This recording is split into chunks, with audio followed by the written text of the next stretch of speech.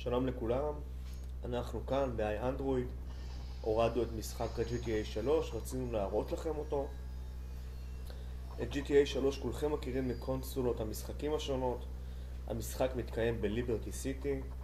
רוקסטאר יצרנית המשחק עשתה עבודה יפה מאוד והתאימה אותו באופן כמעט מלא לאנדרואיד, כאשר כמעט כל מה שאנחנו מכירים מהגרסה הרגילה של המשחק נמצא לנו גם כאן בין הידיים. את המשחק תוכלו למצוא באנדרואיד מרקט, עלות של בערך 20 שקלים. מומלץ לשים לב למבצעים השונים או לאמזון מרקט כדי אולי לתפוס אותו בעלות נמוכה יותר. זהו, אז בואו נראה. זה התפריט שלנו, ככה אנחנו נכנסים למשחק.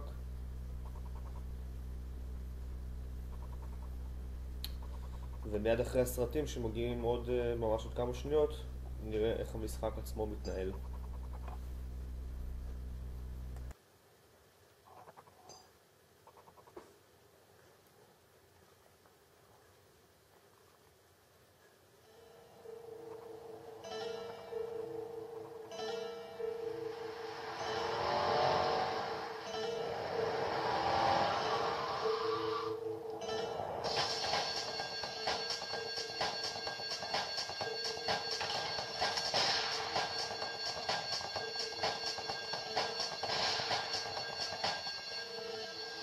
Sorry, babe. I'm an ambitious girl.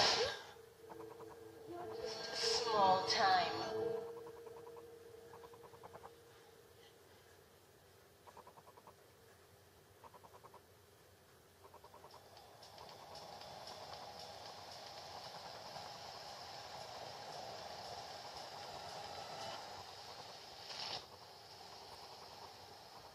I know a place on the edge of the red light district where we can lay low, but my hands are all messed up, so you better drop, brother.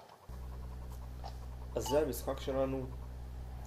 למעשה אנחנו נוכל לראות את מקשי הפעולות בצד ימין ואת מקשי התזוזה בצד שמאל. מדובר בגלגלת כזאת או אחרת, כמו שאתם יכולים לראות. בצד ימין הפקודות אנחנו יכולים לקפוץ, לרוץ, לתת אגרופים, וגם כשמתקרבים לרכבים יופיע לנו סמל של דלת כדי שנוכל להיכנס אליהם.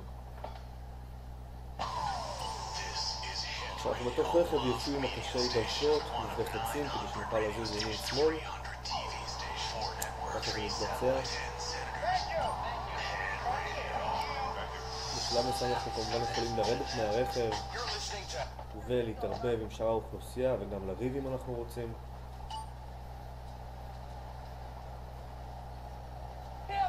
בצד שמאל למעלה נראית המפה, ופיצ'ר נחמד שרוקסטאר הוסיפו זה אם בטעות נחצנו למקש הבית, אנחנו תמיד יכולים לחזור למשחק. רוב המשימות שאנחנו מכירים נמצאים בתוך המשחק. אנחנו יכולים לראות את החץ הכחול מעל הרכב בצד שמאל, ואפשרות אחת אחרונה נחמדה זה האפשרות לריפליי אם נלחץ על מקש האפשרויות.